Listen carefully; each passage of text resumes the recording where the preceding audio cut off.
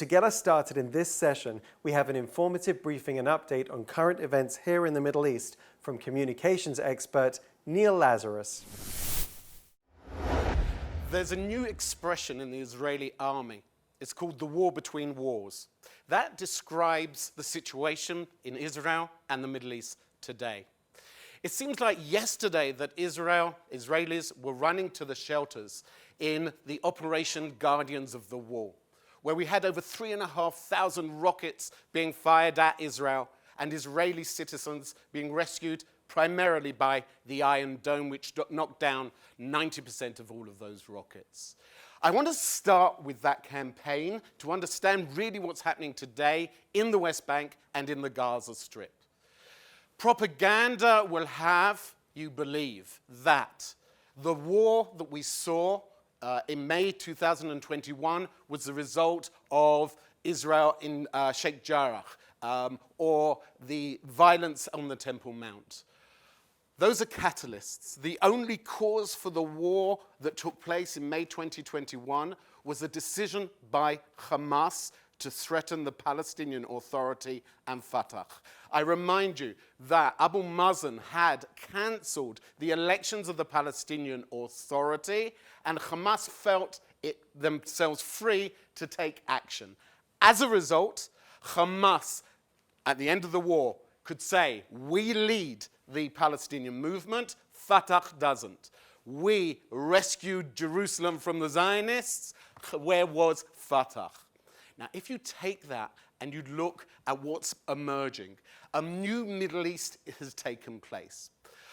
Stand With Us is a non-political organization.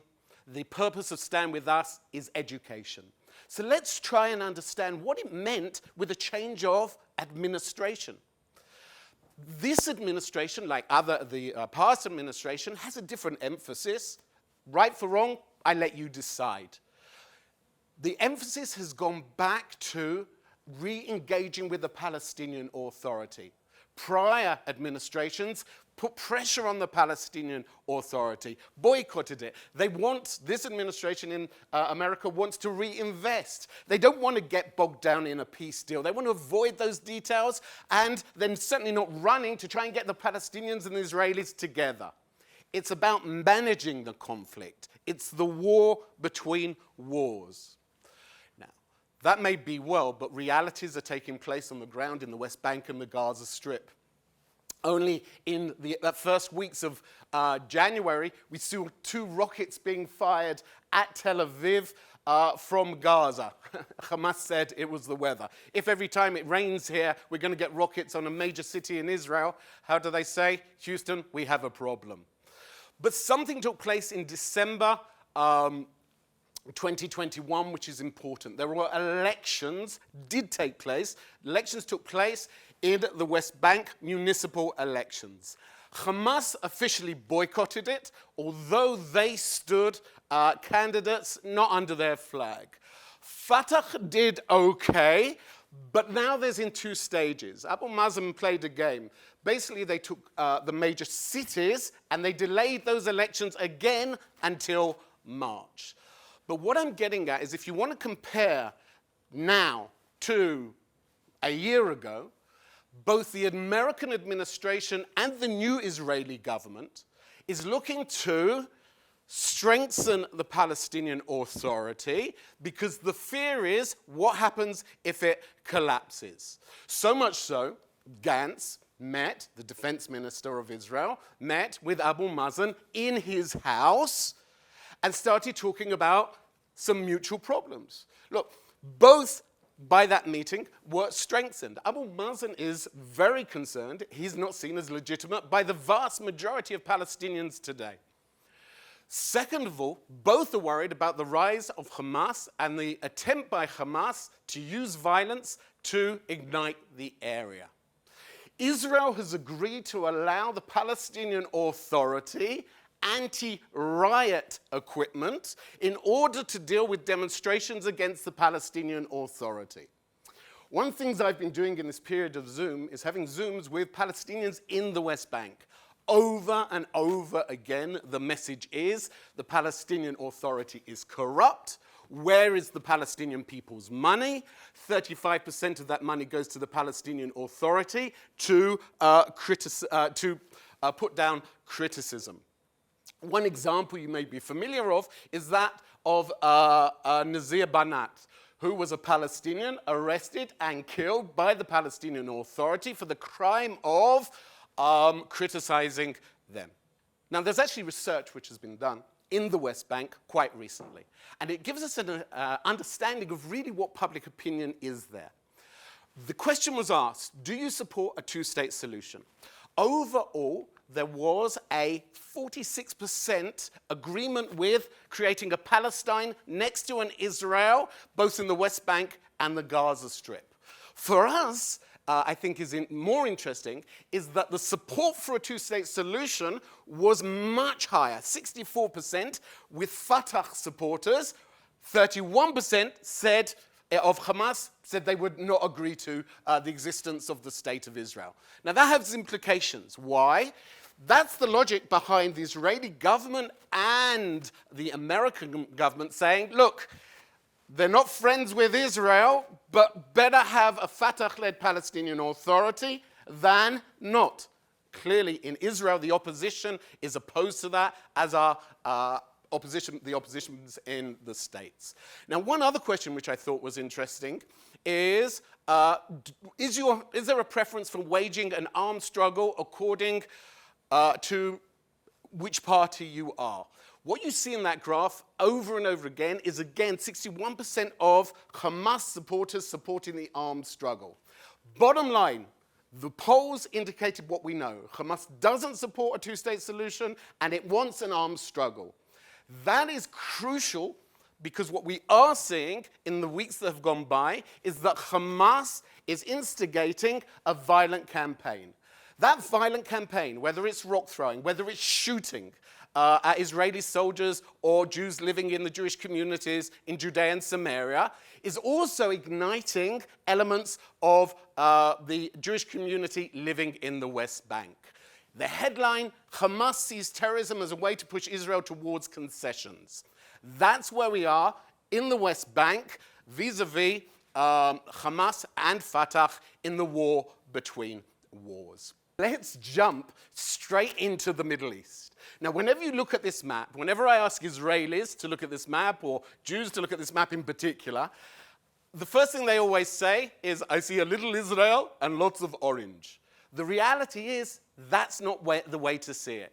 This map doesn't make sense. It's made of straight lines. Israel is not the center. What I would suggest you look at is to look at the map in a slightly different way, which is the war between Iran and the rest. Iran and the threat of a nuclear Iran is not an Israeli problem. It's a problem which threatens many of the countries in the regions. Now, there's that old saying, your enemy's enemy is your friend. The Israeli version is, your enemy's enemy is your friend, unless they're not. But what you can see by just looking at the map, by color-coding it slightly differently, is you can see why countries such as Bahrain, the United Arab Emirates, even Saudi Arabia, Jordan, start to see mutual interest with dealing with Israel, both on a security level and on a military level. Sometimes openly, sometimes not. Now that map, if we're going to question it, is slightly simplistic. It's also a kind of a Jewish way to look at the Middle East or an Israeli way to look at the Middle East. For example, Iran has problems with its support from the Shiites in Iraq. More interestingly is there's beginnings of resentment towards Hezbollah in Lebanon. We'll talk about that in 30 seconds. If you want to understand the Middle East, think of a sandwich. Most of my analogies are to do with food because I'm hungry.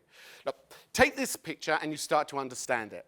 The top level of the Middle East are the superpowers. Russia is back. Putin is back. Putin wants to create a Russia with interests throughout the world, if not, definitely the Middle East. So what we're seeing is Russian intervention with Iran, Russian intervention in Syria. But America has changed, and we spoke about that already with the change of administration.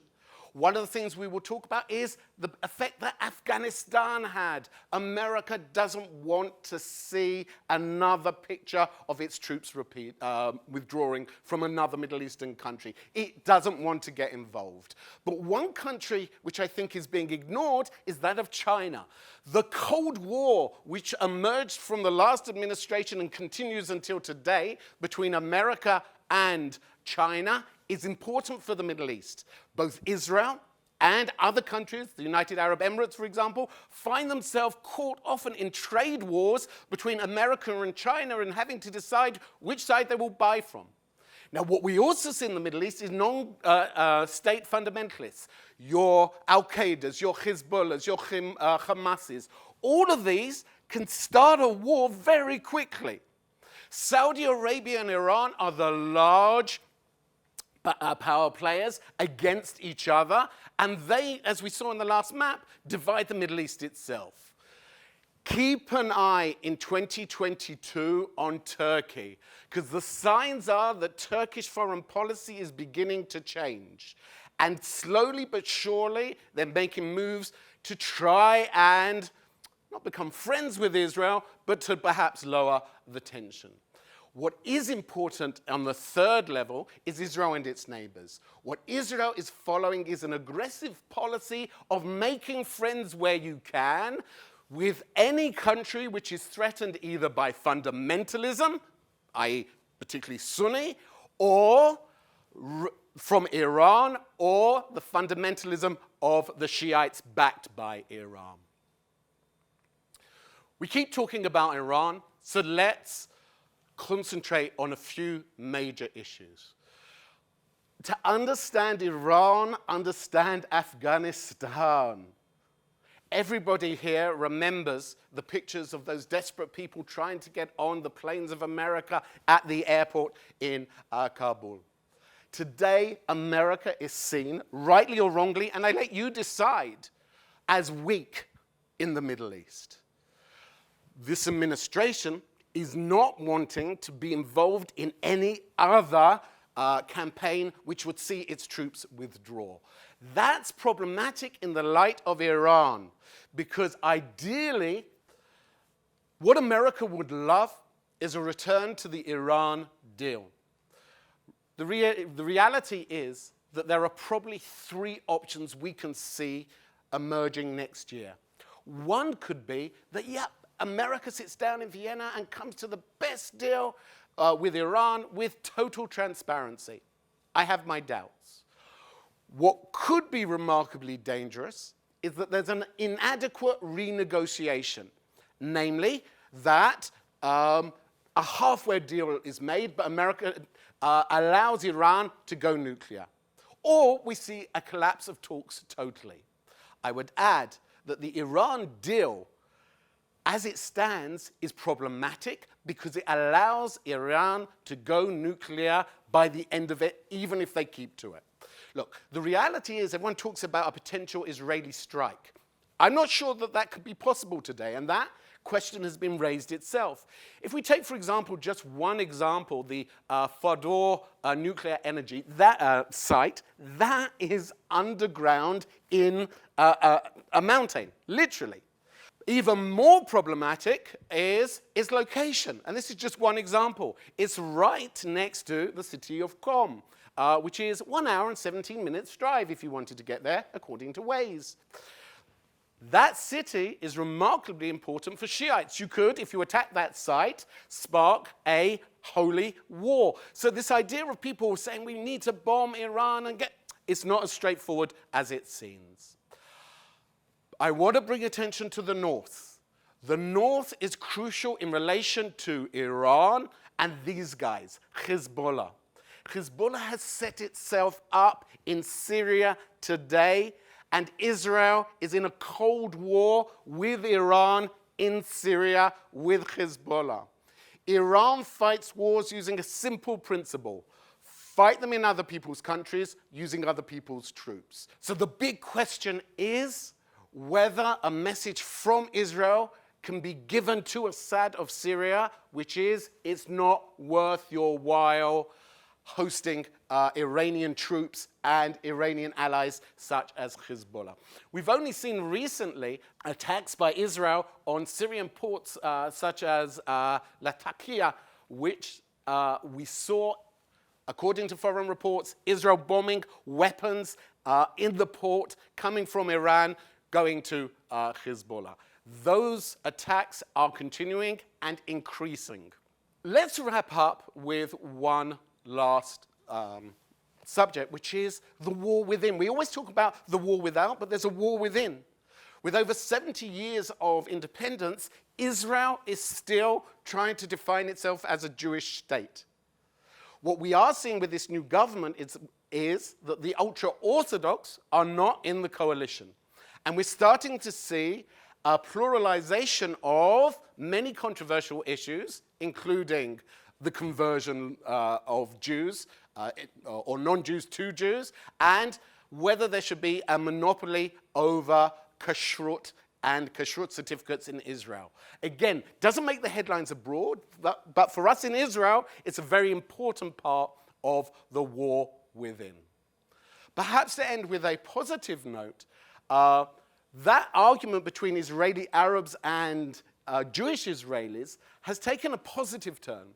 Many of you may know this gentleman, Mansour Abbas. He's in the government. He's in the coalition. His party, Ram, is part of the government. And what he said for the first time really was this idea that, yes, Israel should be a Jewish state. We have to accept that as Muslims, as part of the Muslim Brotherhood, and work within the system. For me, if you want an opinion, I think that's a very positive move within Israel. We are out of time. I leave you with this thought. You could watch this presentation and be very depressed. The reality is, I'm very optimistic. Because everything that we've discussed, everything we've talked about in this presentation is a Jewish issue. It's a problem. For me, Zionism is exactly that. Israel's a real place, a real state, with real issues, real dilemmas, and real choices. And hopefully, very soon, despite COVID, with COVID, after COVID, we'll see you back in Jerusalem.